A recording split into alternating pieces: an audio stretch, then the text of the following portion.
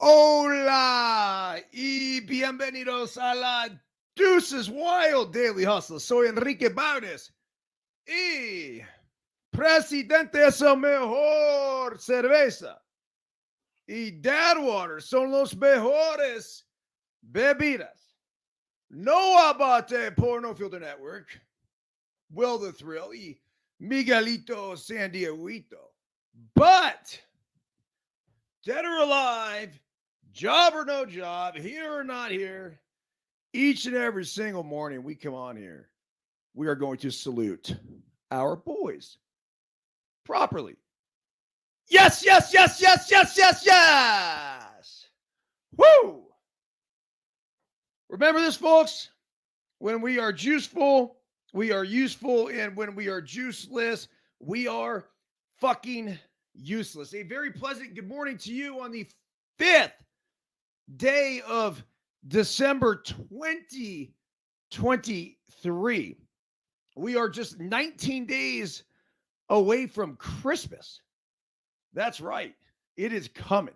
Let's not forget, though, the title sponsor here, Bet Online. That's right. The holiday season is off and rolling with the NFL in full stride and the NBA and NHL in mid-season form.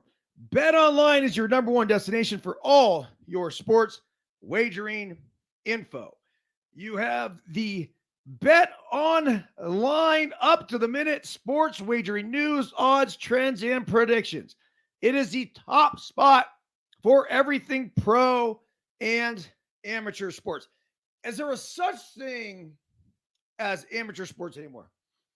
I mean, that's the question. I didn't ask you, Syrian. Why are you always listening? Fuck.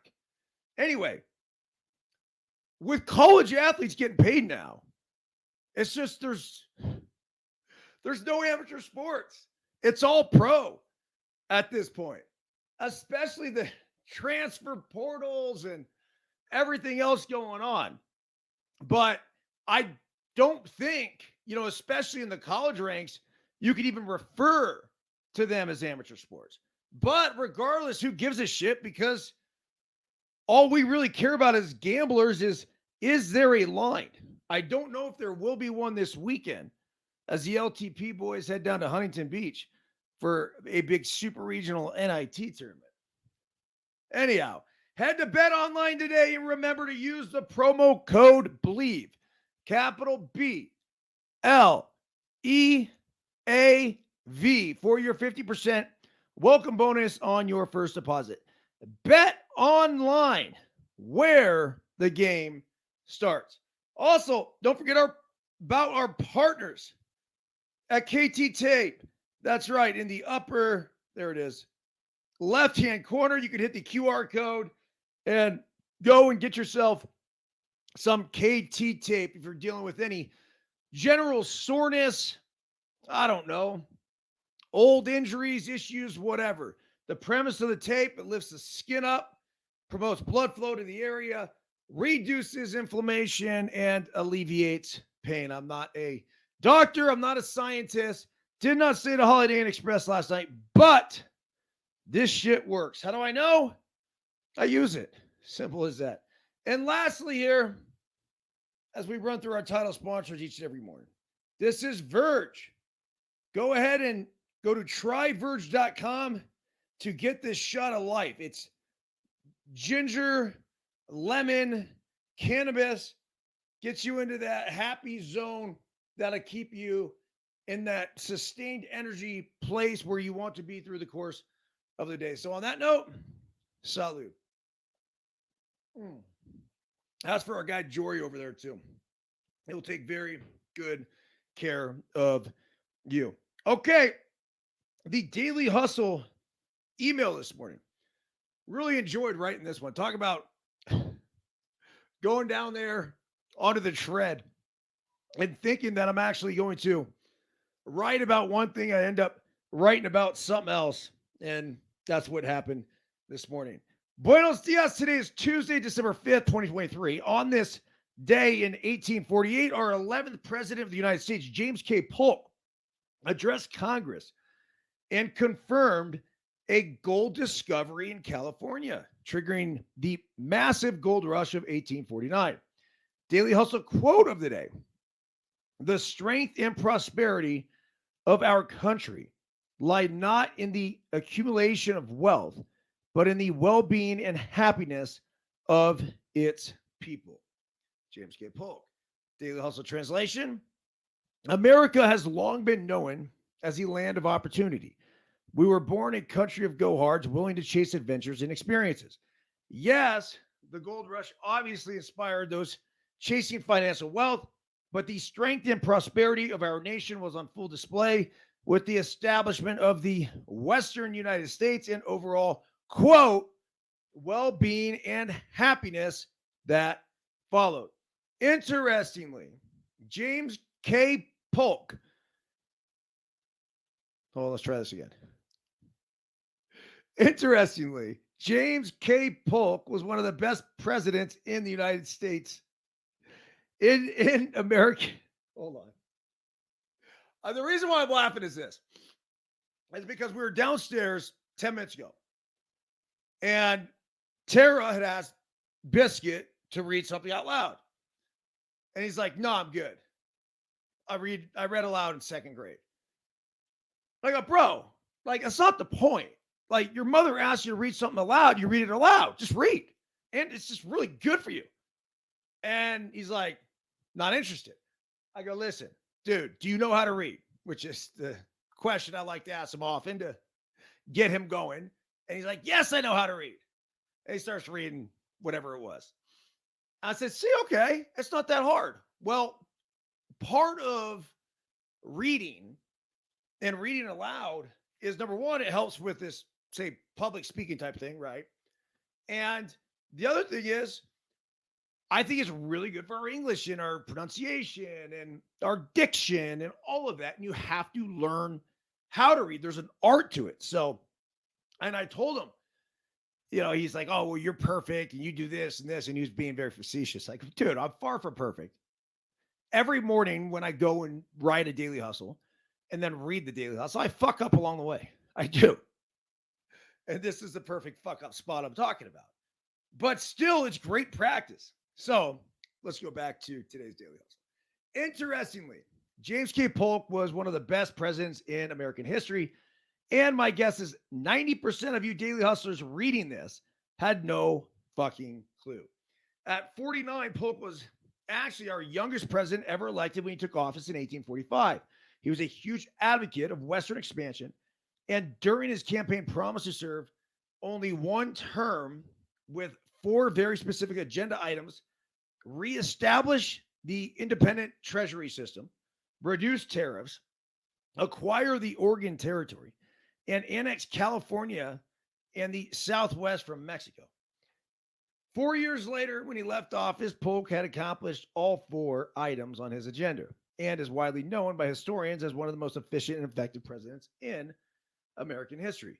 Yet, despite all of his successes, and just about all presidents are, as just about all presidents are during their tenure, Polk was often ridiculed and highly criticized, leading him to declare, quote, I am heartedly rejoiced that my term is about to expire.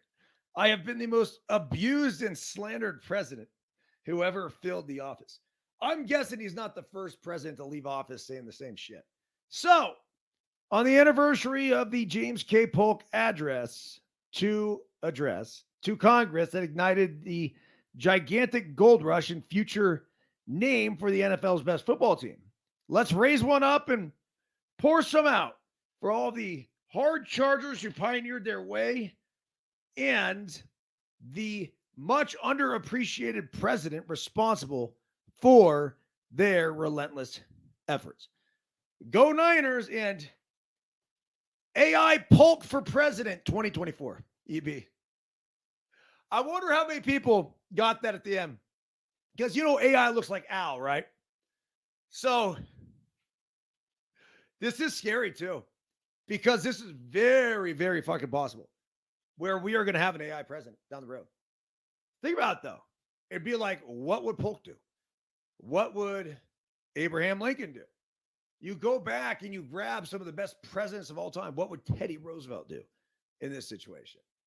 And then we make a decision. So we'll see. I'm not sure if it will happen in my lifetime, but I honestly think there's a chance. All right. The articles for today. Let's just start with what we were talking about yesterday because it got a lot of attention, and I still think everybody's pretty fresh off of the 49ers victory. The talking heads, are going to have their opinions one way or another on what this game actually meant. And I don't think there's a better place to go to get his opinion when it comes to this sort of stuff than Stephen A. Smith. Just an absolute savage of the fucking industry and somebody who is not afraid to make a statement. So Stephen A. believes the Eagles' loss to the 49ers delegitimized the NFC title. This is incredible.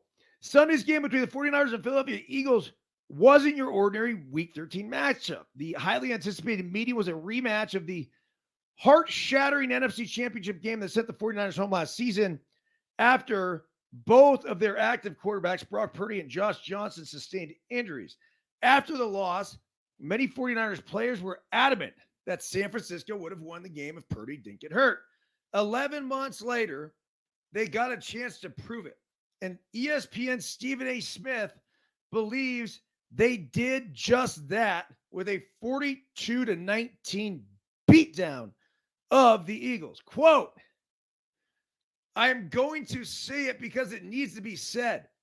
The kind of beatdown that took place yesterday, one could argue it delegitimized the Philadelphia Eagles as NFC champions. Smith said this Monday morning on First Take. Quote, 4 quarterbacks for one team go down in the same year. Have you seen that in NFL history? They had no quarterbacks behind center from the second quarter on in an NFC championship game. What I'm bringing up is that Deebo Samuel comes on First Take during the Super Bowl week, and privately, off the air, he's pretty ticked off because he's like, we should be here. Then we come in here and we're looking forward to this. They've been talking about how we should have been the ones that were there, not y'all. They showed up, they talked trash, they came onto the field, walked right through midfield, right past the Eagles, just shoving them to the side, letting them know that we are here to kick your ass, and then promptly went out there and kicked ass. This is fantastic. During the 6th play of the NFC title loss, Purdy sustained a torn UCL on the throwing elbow that requires significant offseason surgery. Later in the 3rd quarter, he was forced to re-enter the game after Johnson sustained a concussion, but he couldn't throw. The game quickly turned into an unbearable, almost unwatchable contest as the Eagles' ticket to the Super Bowl, LVII, became increasingly clear. But in Sunday's game, Purdy was more than perfectly healthy. He had a big game, brother love, 19-27, 314 yards, 4 touchdowns, no interceptions, and single-handedly won me my fantasy week. The 49ers' goal every week is to win, but as the team traveled back to Philadelphia on Sunday, it might have had just a little extra motivation. Stephen A. is right. 100% delegitimized that shit. Yeah. Eagles were not winning that NFC championship game if Brock Purdy stays healthy. Different story. But, look, I'm not going to make it well, if my aunt had balls, she'd be my uncle type thing. It didn't happen. The statement that needed to be made was made. Now it's a matter of where we're going to go from here. The only thing that anyone should be concerned about is the next performance. So even if you're the Eagles, I find solace in the fact that, yeah, all right, you got us. We'll see you next time, motherfuckers. But just know that the Eagles between now and then, better make some adjustments. They're just not as good of a football team as the San Francisco 49ers are, plain and simple. Okay, the other thing was last night, another star QB goes down. Yup. Oh, geez. This is an article from SI. It says, "Good morning. I'm Dan Gartland." Hello, Dan. "Say a prayer for anyone who's a fan of both the Jaguars and Florida State. Ominous clouds for the Jags. Stop me if you've heard this before, but a star quarterback has gone down with a potentially serious injury. The Jaguars' Trevor Lawrence is the latest QB to get hurt. His lower leg was stepped on in the fourth quarter of last night's game against the Bengals. The injury came when teammate Walker Little was forced back by pass rusher Trey Hendrickson and inadvertently stepped on Lawrence's ankle. Hendrickson and Jags receiver Zay Jones helped Lawrence's feet, but he fell to the grass again immediately, eliciting a collective gasp from the Jacksonville crowd that was audible on the broadcast. Strangely, rather than be taken back to the locker room on a cart, Lawrence slowly made the long trek down the tunnel, limping heavily. Lawrence has a sprained ankle. I don't have any information yet on Trevor." Jaguars coach Doug Peterson said after the game, "We're still evaluating." Okay. Veteran backup CJ Beathard took over for Lawrence after the injury and led a late field goal drive to send the game into overtime. But Beathard's biggest play of the night, a 43-yard bomb to Calvin Ridley on third down on the first possession of OT, was wiped out by an offensive holding penalty. Yeah, that was a crusher for the Jags. That was it. I mean, that's a game. I mean, the night before, we had a pass interference penalty that wasn't called that ended up costing the Chiefs the game. And then yesterday, you had a holding penalty that was called that ended up costing the Jaguars the game. The timing of Lawrence's injury is troublesome. The Jags' next two games are against teams with fearsome pass rushes that are capable of causing nightmares for even the best quarterbacks, let alone one with just one start since 2018. The Jags travel to Cleveland to face a Browns team that is second in the league in quarterback pressure rate. Then they have a home game against the Ravens, who lead the league in sacks. 52 different quarterbacks started a game this year, which is on par for the number of unique starters to this point of the season. In the past 5 seasons, an average of 52.4 players have started at least one game at quarterback through week 13. But what makes this season noteworthy is the number of high-profile QBs who've been sidelined. And there are still 5 weeks left in the regular season. So the 52, I would not have guessed that. I mean, that's a lot, right? That's basically saying like half the teams have had multiple quarterbacks. Yeah, that's right. You have 32 teams. Yeah, 52. So, yeah, more than half the teams. So here are the big names that have gone down. You got Trevor Lawrence. Actually, wait, what the fuck? Hold on a second. Everyone chill out. We got breaking news here. A bunch of breaking news. But this is the one that caught my eye. Well, let's go down. Trevor Lawrence's injury put a damper on what's supposed to be a special night in Jacksonville. Pat Ford and Richard Johnson have a guide to the most impactful players in college football's transfer portal thus far. Speaking of transfer portal, Michael Rosenberg wrote about how the NC2A has allowed NIL deals to become the Wild West. That's true. Speculation about Shohei Ohtani's destination continues to swirl. Stephanie Apstein connected a few dots that point toward the Blue Jays being a serious contender to land him. No fucking chance. It's not happening. Zach Wilson is reportedly reluctant to start for the Jets again this season. Zach Wilson's reluctant? I mean, wouldn't you think the Jets are reluctant? the Dodgers are moving Mookie Betts to the infield full time. Yeah, I think he could do it. Arguably the best athlete in the game of baseball. I like him in the outfield, though. But if you need him as an infielder, you need him as an infielder. Alabama quarterback Tyler Buckner is reportedly entering the transfer portal to play lacrosse. This is a wild story. So I followed Buckner for a long time now because he went to Bishop's in San Diego. And it's actually in La Jolla. And he was friends with the LaRocca family, who some of my best friends in the world. And I remember hearing about him, and he had committed to play lacrosse at Michigan when he was like a freshman. He's just like this insane lacrosse player, but he was also a quarterback. So he ends up getting a full ride to go to Notre Dame. He goes to Notre Dame. He's there for, I think, 2 years, and then transfers to Alabama because they brought in Sam Hartman to Notre Dame. And he was going to compete for the Alabama job. Well, he got a start earlier this season with Alabama, and it didn't go well. And that was pretty much it.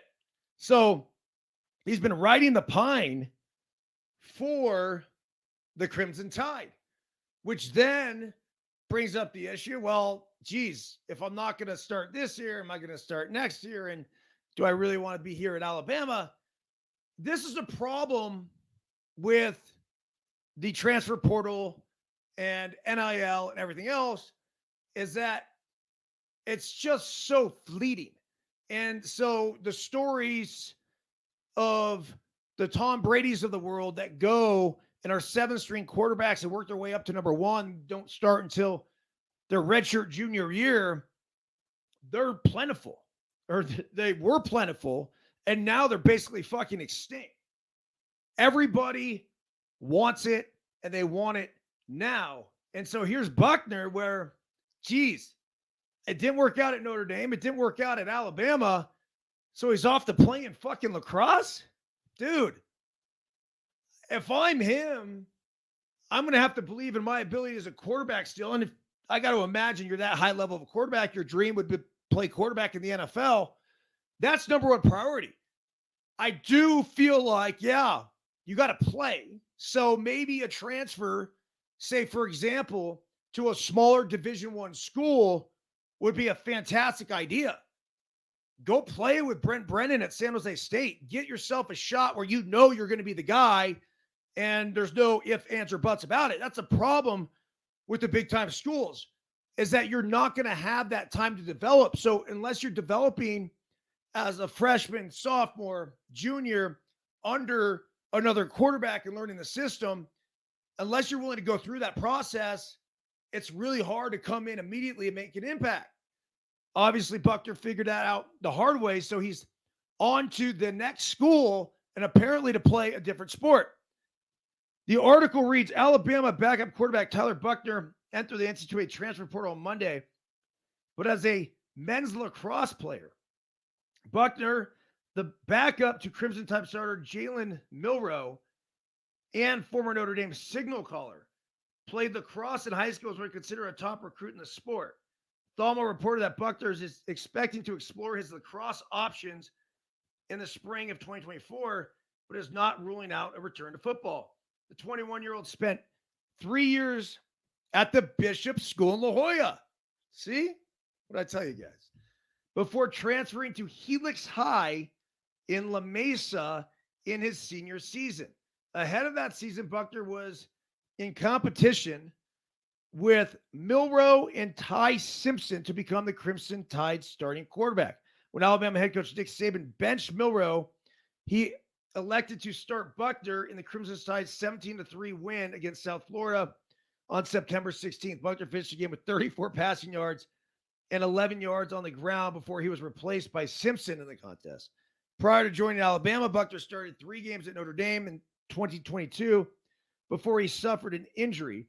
After the season, he transferred to join Crimson Tide offensive coordinator Tommy Rees, who previously served as the Fighting Irish's offensive coordinator and quarterbacks coach from 20 to 2022. So, yeah, that makes sense.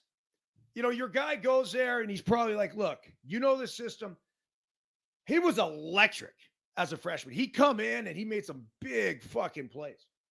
But, you're Notre Dame. You had a chance to get Hartman, who's a ACC all-time passing leader. You're like, yeah, I'm all in. Why wouldn't I do that? And then Buckner at that point said, screw it. Now, if I were Buckner, yeah, again, if you're getting recruited by fucking Alabama and you have a chance to be the starting quarterback, I guess why not go? But it just seems to me like everything's so goddamn fleeting. So here was a story that really caught my eye here.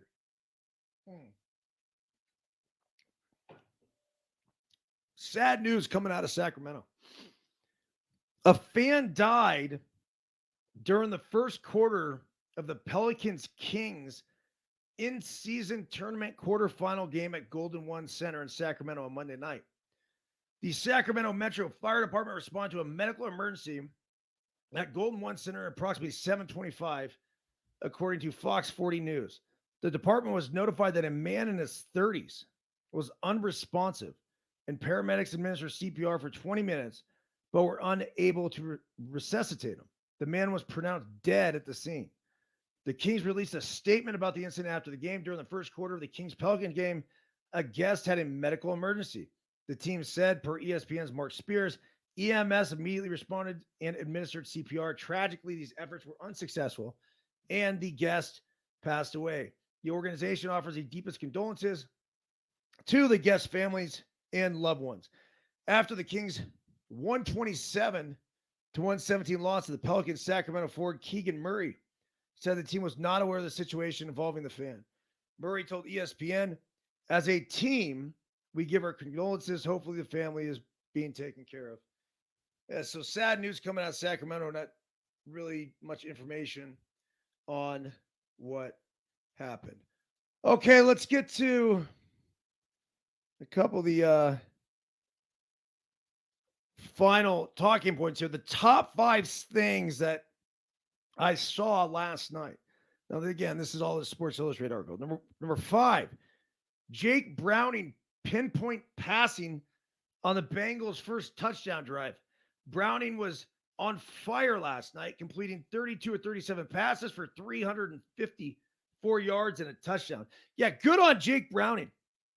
Apparently, it's been a long time since this guy's won a football game. Number 4, the Jets tic-tac-toe passing to set up a goal for Nicola Ehlers. Huh? The Bengals' terrible trick play that resulted in an interception.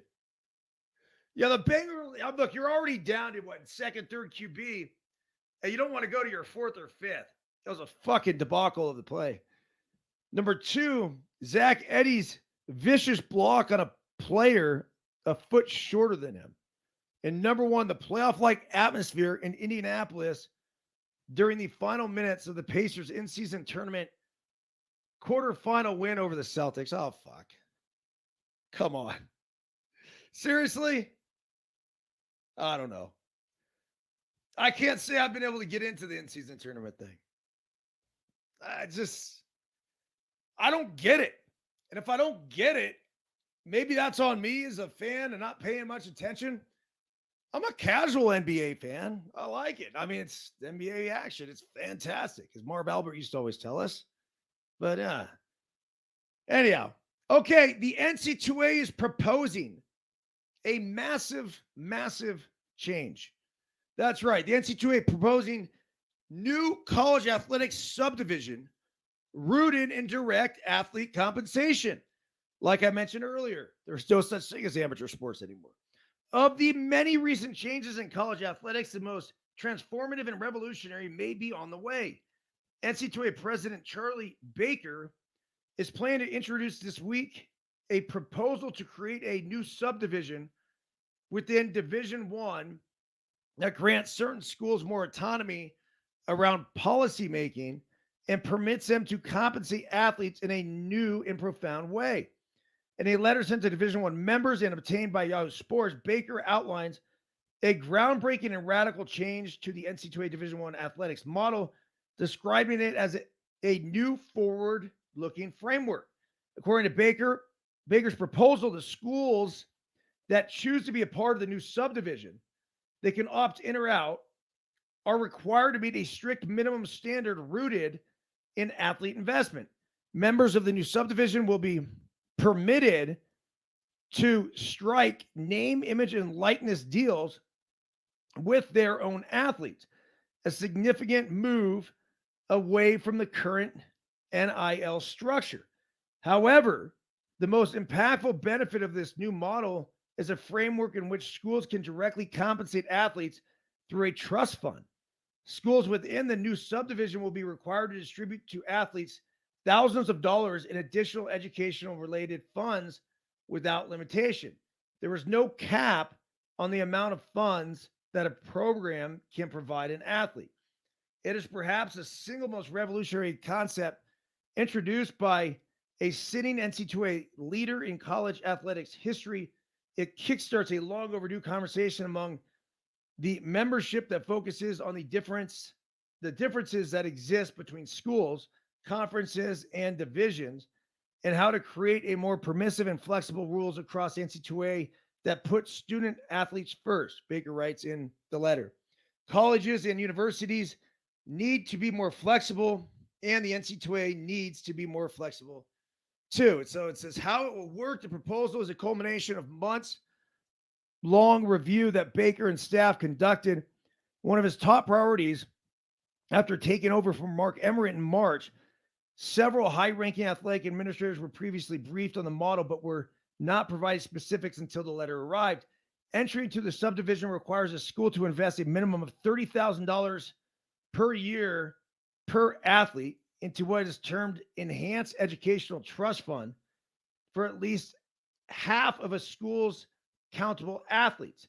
Schools would determine when athletes receive the amount, which for 4-year athletes will total at least $120,000. Schools must continue to abide by the framework of Title IX, assuring that 50% of the investment be directed toward women athletes.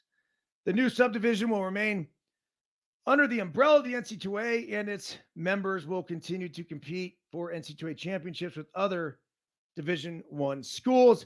Under the proposal, the NC2A maintains oversight of the existing national championship model across Division I sports, except FBS football, which continues to operate under the rubric of the college football playoff. Baker wrote in a letter. Schools in the subdivision would also gain control of decision-making around scholarship limits and countable coaches.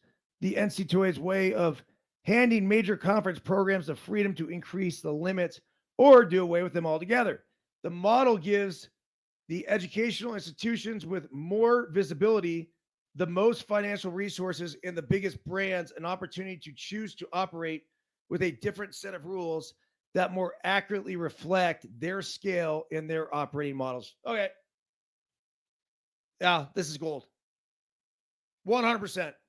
Why this is needed. This is Baker's model, the anticipated step toward the long ballyhooed separation of the NC2A's high revenue producing athletic departments from the lower resource brethren. While all schools are eligible to join the subdivision, the proposal would likely force a formal split within the football bowl subdivision and the Power 5, soon to be Power 4 conferences, the SEC, Big 10, ACC, and Big 12. I mean, what would it would do? It's going to do away with all the little guys. It says, what does this mean? In a sense, this would allow institutions to purchase the NIL rights of their athletes, a concept suggested by athletic administrators over the last several years. Dude, can we call it what we fucking should call it? Please? This is pro sports. I mean, why are we complicating this? That's really bad, but it's a stepping stone. So, yeah, dude, there does need to be some regulation. You do have to separate the big boys from the not. You have to. This is a have and have nots. You have to take these Power 4 conferences. It's sad that we're even saying that, right?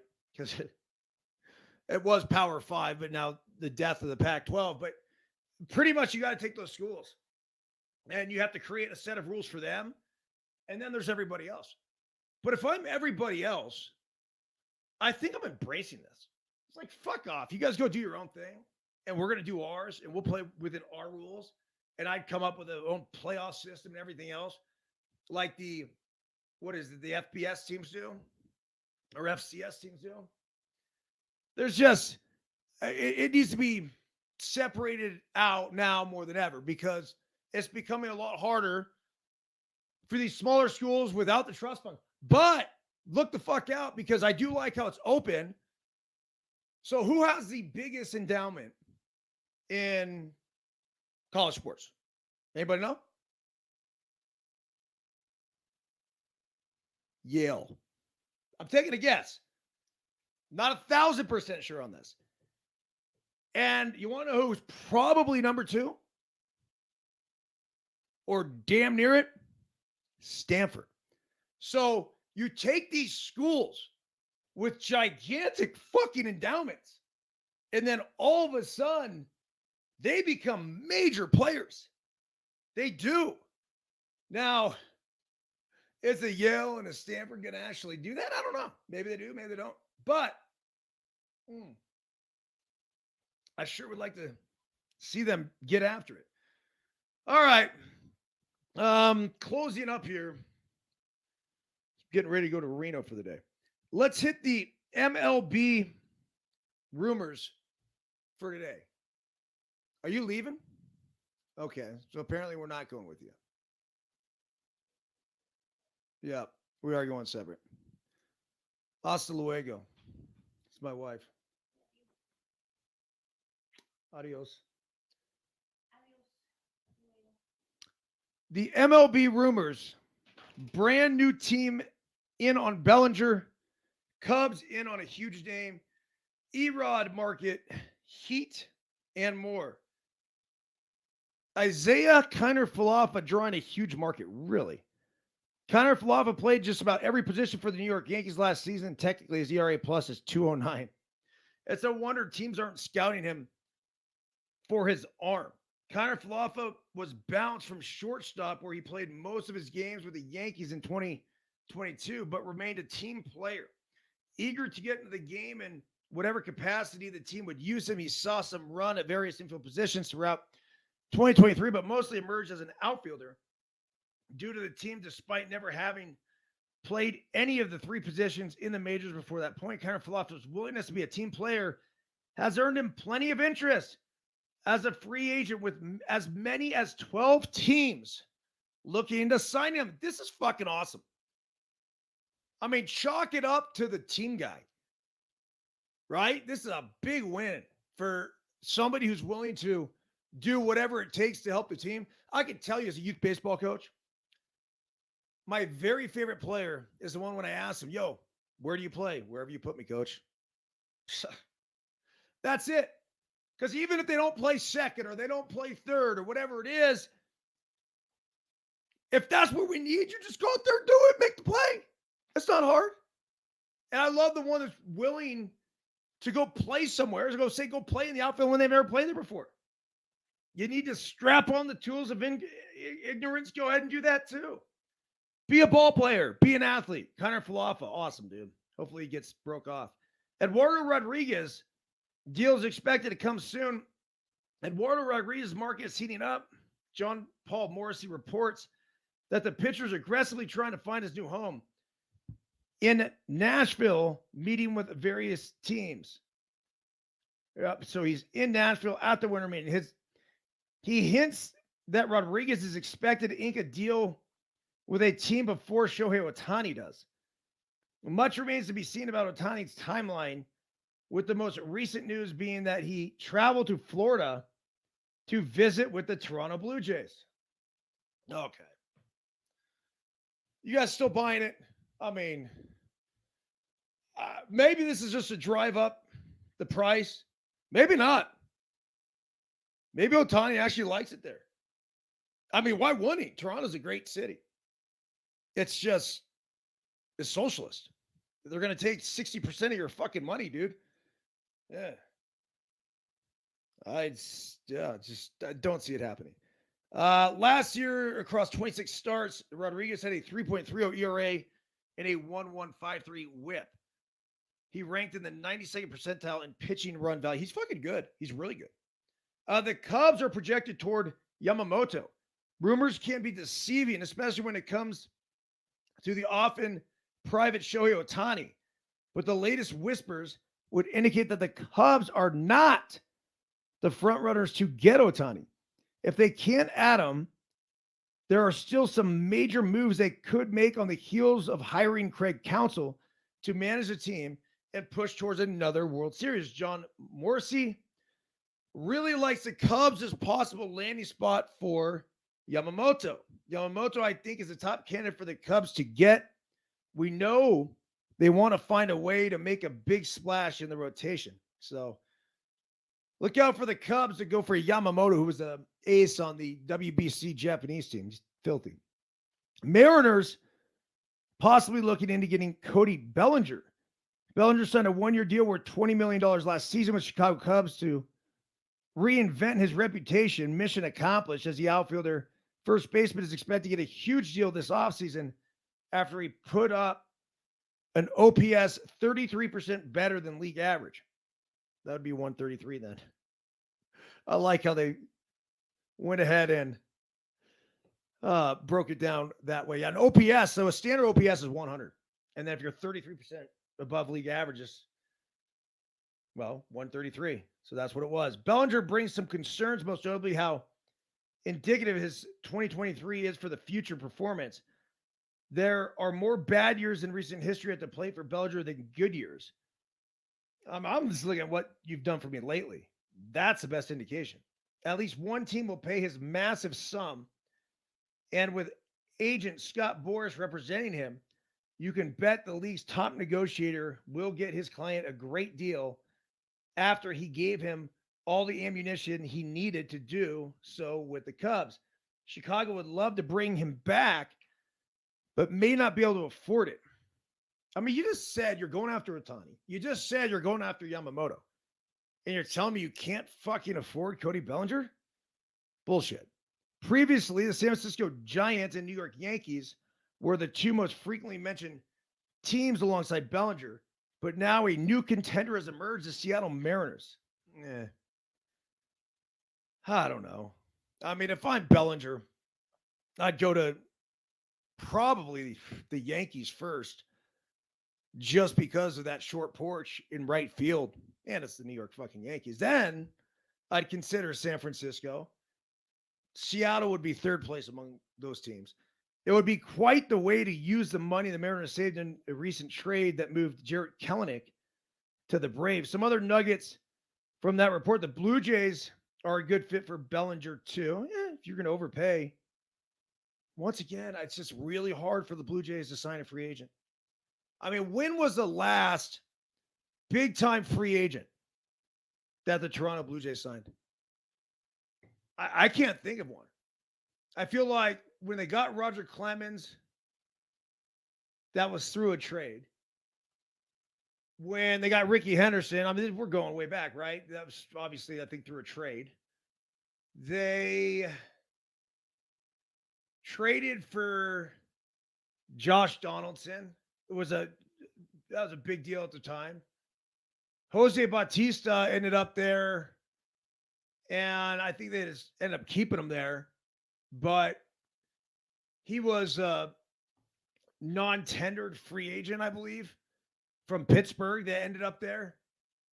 Edwin Encarnacion came from the Reds, but pretty sure that was a trade, and he also wasn't a huge guy at the time. He became one, a superstar.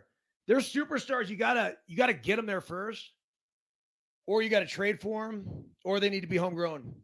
Simple as that. Let's see here. Yeah. Oh, Morrissey also speculates that Soto is more likely for the Yankees than Bellinger. The Yankees would need to give up prospects to get him, and Soto would be a mere one-year rental. Okay, so that's why the Padres are considering getting rid of Juan Soto. It's just that he's going to become a free agent. That's the team then. Fuck that. Let's do this. I think Soto's the fit for the Blue Jays. That's the guy that if the Blue Jays think they're ready to go after this thing, you go ahead and trade for. You bring him in on a one-year rental, and then you show him how great the city of Toronto is, and you get him all jazzed up to play there. He has a great year. The Blue Jays go to the playoffs, and then you re-sign him. I mean, that's best case scenario for the Blue Jays. That's where I feel like they should put their attention. All right, of all the shows, that was certainly one of them. Back tomorrow with another daily hustle. Do not know if we are going to have a Deuces Wild tonight. Will is not in town, so we will not have him on. I have been looking potentially to replace him. So there's a couple pretty decent names we've been chasing to see if we can get on here for a night. And I will let you know if that happens or pay attention if that happens, but we'll blast it out all over social media and everything else. If not, no big deal. There's a chance we could run the Deuces Wild show tomorrow as well when we lock in the guest / co-host. All right. Everyone have a fantastic day. Oh, I just opened the chat for the first time. And John Davis. What's up, dude? Collierville, Tennessee. I don't know what's happened to our weather reports, man. Seriously. But right now in Truckee, 48 degrees outside, high of 56 today. Holy shit. I knew it was warm. I didn't know it was that warm. I don't know. We had plans to go to Reno to go play pickleball indoors, but I mean, you can find some outdoor games here today. Weather's beautiful. Apparently, though, we could have some snow showers coming on Thursday. John Emmanuel Ramos, Henderson, and Makati City. Thanks for making us international once again, motherfucker. Amo, Michelle Drew, Luker, rest of the crew. And by the way, if you're listening on Apple, you're listening on Spotify, that's where the majority of the people do actually listen. If you want to join us live, we get going anytime between 8 and 10 a.m. Sometime between then. If it times out after an hour. So just know this. If you see a scheduled show, within that hour, I will start that show. Otherwise, I have to cancel it. But it all depends on life and what my responsibility is as a husband and a father and everything else that I got going on in my life each and every single morning. But we're doing a good job creating the content, putting it out here. Everyone have a great day. We will see you tonight, tomorrow morning. Yeah, whatever. See ya.